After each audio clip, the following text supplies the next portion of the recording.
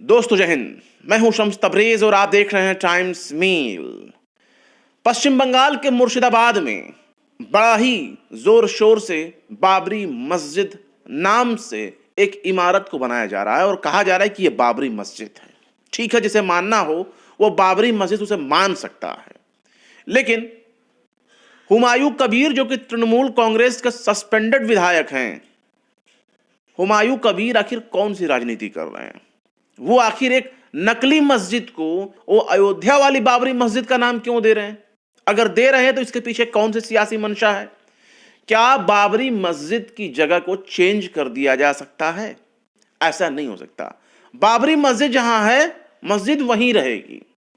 अब यह बात अलग है कि वहां एक मंदिर बना दी गई है, लेकिन क्या बाबरी मस्जिद का कोई विकल्प दूसरा हो सकता है?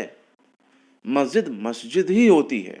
भले ही आप उस पर कब्जा करके मस्जिद को तोड़ दो और मस्जिद के ऊपर अपना मकान बना लो, तो क्या आपके कहने से वो आपका मकान हो जाएगा? नहीं होगा। जो जो चीज असल है वो असल है, नकल नकल ही होगा।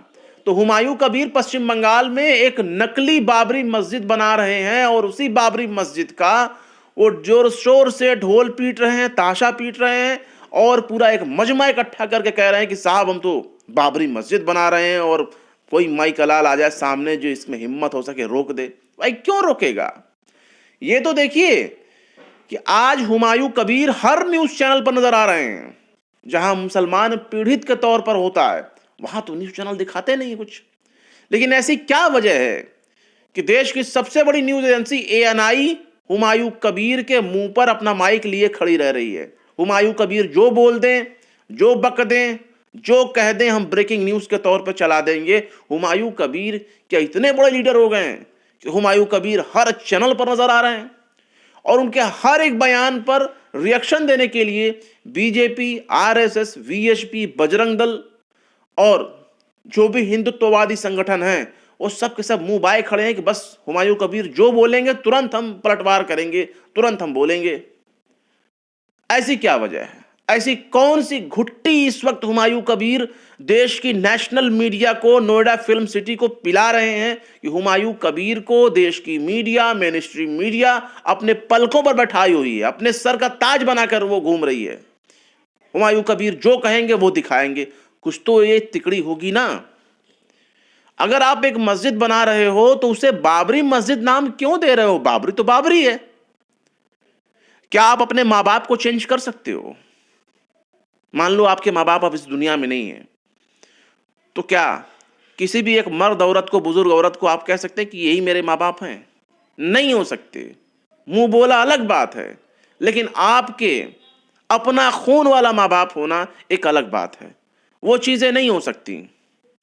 जैसे कि CA NRC के नाम पर जब असम में बहुत ज्यादा बवाल होने लगा, असम में जो लोग बरसों पहले जाकर के रह रहे थे और वहीं का वो निवासी होकर रह गए थे, लेकिन जब उनसे उनकी असलियत पूछी गई, कहा गया बाप दादा का कागज दिखाओ, साबित करो कि तुम रहने वाले कहाँ के हो, कहाँ के मूल निवासी हो, तो वापस वो UP, बिहार, दिल्ली, कलकत्ता, दूसरे शहरों में जाकर के वो लौट के गए और जहां की वो बुनियाद, उनकी असल बुनियाद है, असल पैदाइश है, वहां के कागजात वो निकाल करके NRC के लिए अप्लाई कर रहे थे। असम वालों की मैं बात कर रहा हूं, कोई दूसरे वालों की नहीं। इसी SIR में कितने ही लोग जहां जहां वोटर ID के हैं, 2003 का डेटा खोजने के लिए अपने पुराने वोटर लिस्ट को खंगाल रहे हैं जहां के वो रहने वाले हैं।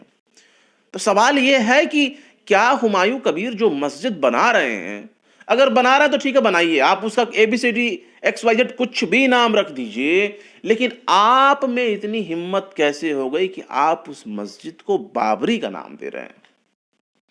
यहां तो यह हाल है कि जो गवर्नमेंट मस्जिद बनाने के लिए बोल रही है, हम तो उसे भी बाबरी नहीं कहते। भाई बाबरी बाबरी मस्जिद है और आप एक मस्जिद बना रहे हैं और कह रहे हैं कि मैं बाबरी मस्जिद बना रहा हूं। तो यह आखिर अचानक कौन सी ऐसी हवा चली कि आप उत्तर प्रदेश में भी नहीं बना सके, आप बना रहे हैं पश्चिम बंगाल में बाबरी मस्जिद? आप बनाना होता बनाए होते, बाबरी के नाम से एक यूनिवर्सिटी बना दिए होते। इतना रोकड़ा था, पैसे जेब में इतनी गर्मी थी तो बना दिए होते। बनाओ एक मेडिकल कॉलेज, बनाओ एक यूनिवर्सिटी। ऐसे भी नहीं है मुसलमानों के लिए। मस्जिदों तो ऐसी ऐसी है कि मुसलमान कितना ही सर पटकने की कोशिश करे, पहला सब फजर में नहीं भर पाता। और ये मस्जिद बनाने की बात कर रहे हैं, मस्जिद बनाने जा रहे हैं। अपने पड़ोस में मोहल्ले वाली मस्जिद को तो आप आबाद कर नहीं सकते हो, और ये चले हैं लोग बाबरी मस्जिद बनाने। हैसियत है, औकात है किसी की बाबरी मस्जिद बना देगा? असल असल है, नकल नकल है। ये बात मैं बार बार दोहरा रहा हूं कि असल और नकल में फर्क है। और हुमायूं कबीर एक नकली बाबरी मस्जिद बना रहे हैं, और उसी बाबरी मस्जिद के नाम पर पूरे देश में आग लगाने की कोशिश हो रही है। पार्टी से तो सस्पेंड कर ही दिए गए हैं, अब ये अलग से अपनी पॉलिटिकल पार्टी बनाकर मजलिस इत्तेहादुल मुस्लिमीन के साथ इत्तेहाद बनाकर इलेक्शन लड़ने की बात कर रहे हैं। पर सवाल है कि ओवैसी की तरफ से क्या जवाब दिया गया? कोई जवाब अभी तक नहीं दिया गया।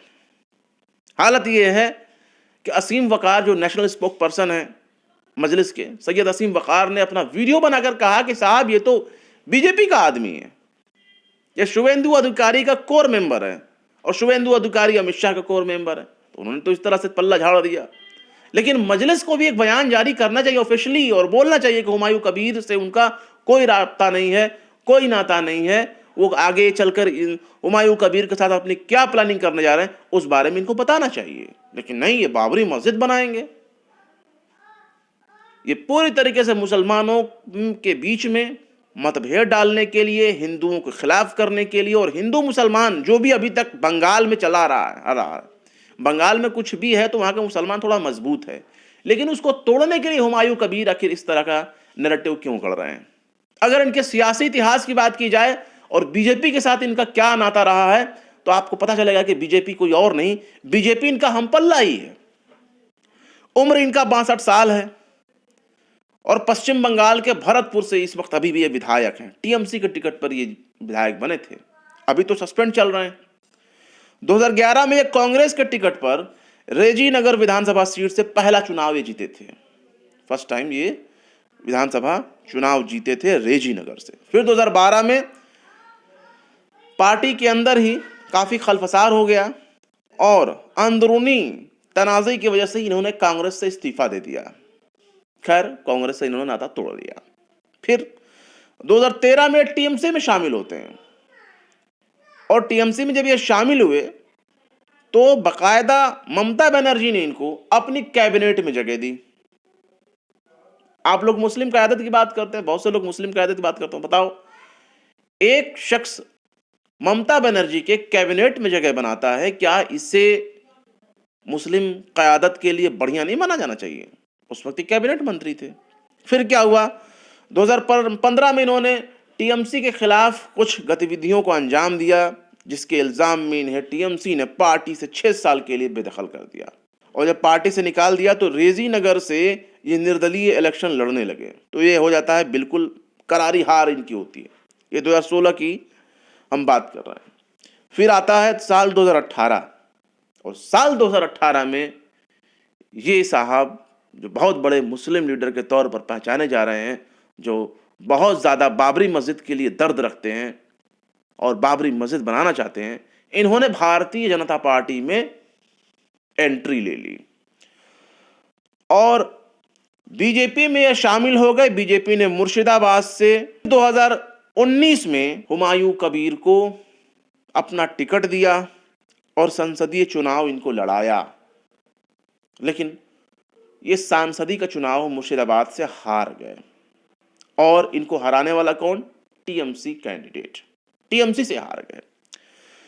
खैर, लोकसभा चुनाव हारने के बाद सन 2021 में ये वापस टीएमसी में जाते हैं, क्योंकि जो 6 साल की मियाद थी वो पूरी हो गई थी, और निकाले जाने की मियाद पूरी होने के बाद ये वापस तृणमूल कांग्रेस में गए, ममता बनर्जी के साथ।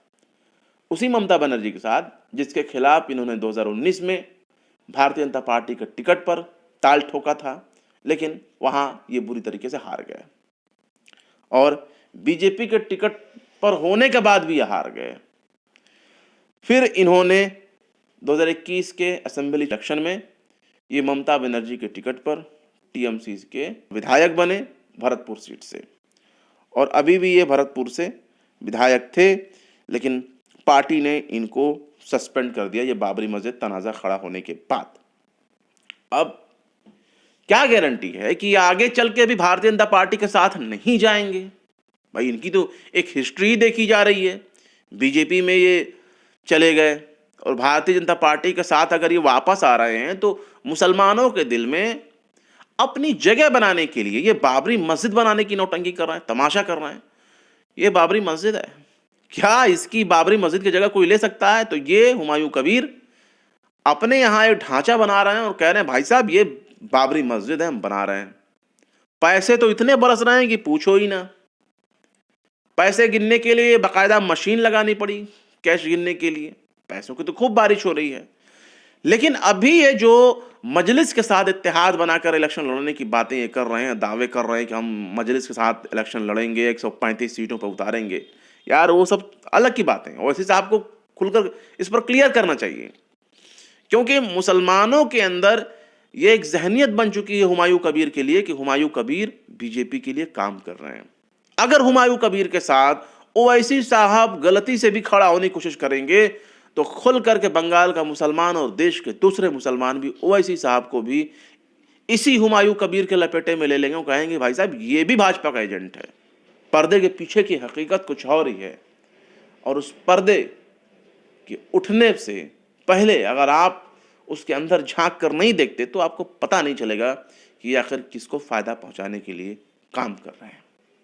फिलहाल क्या सोचते हैं आप इस मामले में?